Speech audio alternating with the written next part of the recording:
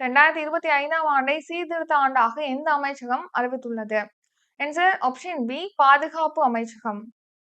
இந்தியாவில் முதன்முறையாக விமானங்களில் வைஃபை சேவையை வழங்கும் விமான நிறுவனம் எது? Answer option A air India நிறுவனம். 2023-24ஆம் ஆண்டில் நாட்டில் பள்ளி மாணவர் சேர்க்கை எத்தனை லட்சம் சரிந்துள்ளது? ஆன்சர் ஆப்ஷன் சி 37 லட்சம். ஜம்மு காஷ்மீர் மற்றும் லடாக் த்ரூ தி ஏஜஸ் புத்தகத்தை வெளியிட உள்ளவர் யார்? Answer option D A and B Amit Shah, Dharmendra Pradhan. உலக பிளிட்ஸ் சாம்பியன்ஷிப் போட்டியில் இந்திய வீராங்கனை வைஷாலி டேஷ் பதக்கம் வென்றுள்ளார்.